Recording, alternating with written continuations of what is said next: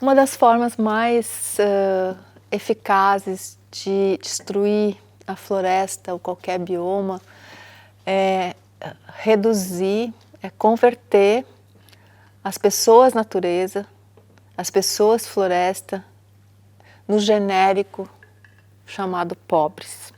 Quando elas se transformam no genérico pobres, elas perdem os seus direitos e a sua identidade.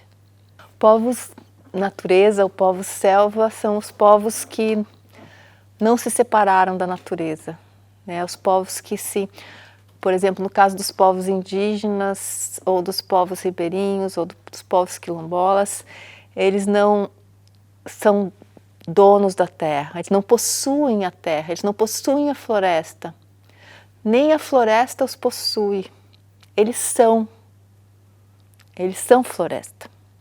Quando se fala na floresta amazônica, se pensa logo nos povos indígenas, que são, né, os povos originários que estão na Amazônia há mais de 10 mil anos, comprovadamente.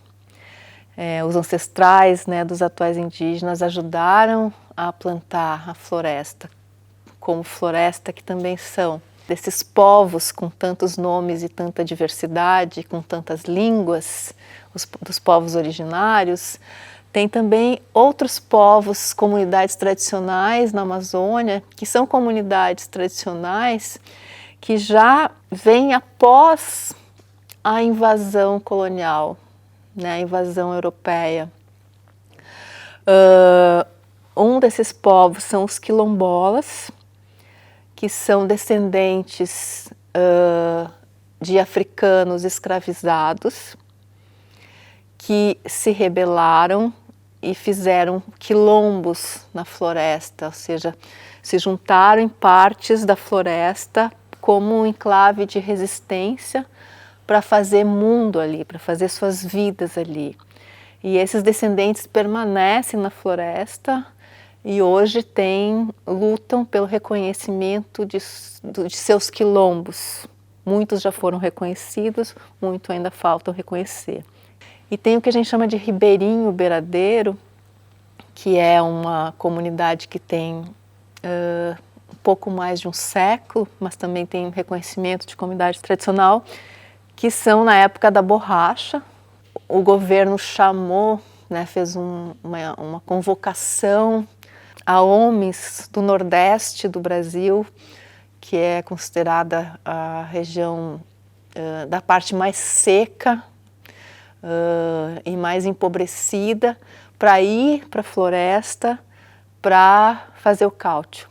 Quando eles foram lá, eles ficaram na floresta, num regime muito semelhante ao da escravidão, e quando o preço da borracha baixou, eles foram abandonados lá.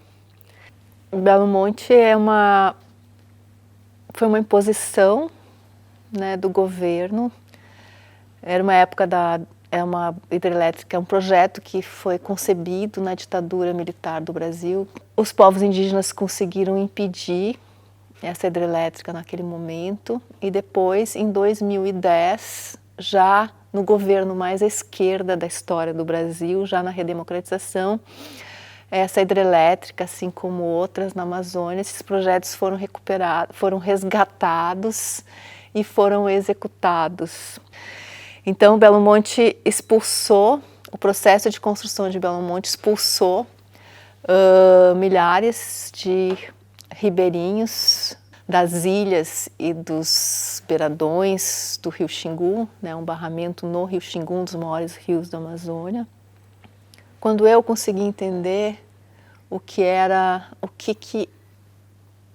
um ataque como Belo Monte fazia com as pessoas, eu cheguei na casa de um ribeirinho chamado Otávio das Chagas, que junto com sua família ele foi expulso da ilha onde ele sempre viveu, onde ele casou com Maria, onde ele teve seus filhos, a ilha que era o seu mundo. Ele começa a mostrar partes do corpo dele, dizer aqui, nessa cicatriz, um machado caiu quando eu tinha tantos anos na ilha. E aí foi mostrando por partes do corpo, pelas cicatrizes do seu corpo, ele foi contando uma história. Tudo que dizia que ele teve uma vida, todas as marcas de uma existência, viraram água.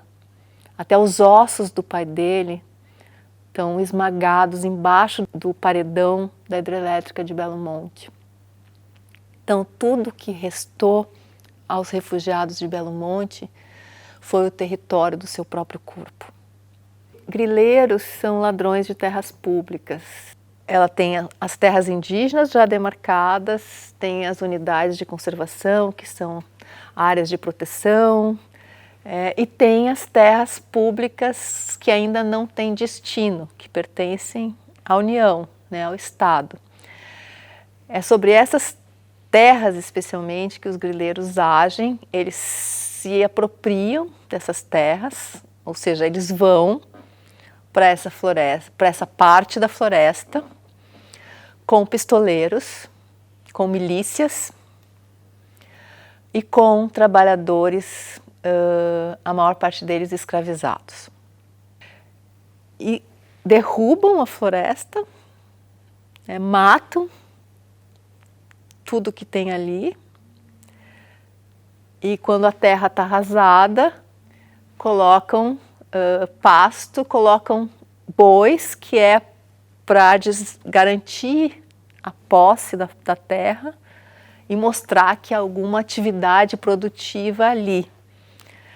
Em conluio com funcionários de cartórios, com uma série de outras personagens, essa terra é legalizada com documentos falsos, passa a disputar, né, a regularização. De tempos em tempos, diferentes governos reconhecem a legalidade dessas terras. Então, aquele criminoso que desmatou a Amazônia, que usou o trabalho escravo, que usou o pistoleiro, que se apropriou de terra pública, ele passa a virar legalmente um fazendeiro, um proprietário rural, um empresário rural, tudo dentro da legalidade. É muito importante entender que o que produz o colapso climático, o aquecimento global, a extinção de espécies, é uma minoria. Falar que a humanidade produziu a crise climática é uma mentira, né? Porque quem produziu a crise climática e produz todos os dias é essa minoria que está nos matando. Então, se a gente quiser ter alguma chance, esse é um momento de que a gente precisa fazer alianças. Precisa fazer alianças entre os povos natureza, né, os povos floresta, os povos de todos os biomas que mantêm, se ainda existe natureza em pé, porque esses povos colocam o seu corpo na linha de frente e estão morrendo em nome de todos nós, para manter a floresta viva, da qual depende a nossa possibilidade de uma existência com alguma qualidade, com esses jovens que se levantaram na Europa por entender que eles vão viver, por conta das políticas dos atuais líderes globais, eles vão viver num planeta muito mais hostil à vida humana. E é preciso conectar o que chamamos de periferias, onde está em todo o mundo a maior parte da população, a que menos contribuiu para o colapso climático e a que é mais e primeiro, que é a primeiro atingida e mais atingida, que é nas periferias das grandes cidades, onde estão todos aqueles que foram expulsos da natureza, arrancados da natureza e convertidos em pobres. Essas alianças que, na minha concepção, são alianças de centro, né, os centros natureza, com os centros das cidades, esse deslocamento que eu proponho, né, do que é centro e do que é periferia, desses conceitos, deslocar esses conceitos hegemônicos do que é centro e periferia e fazer as alianças entre os centros para barrar a minoria que segue nos matando.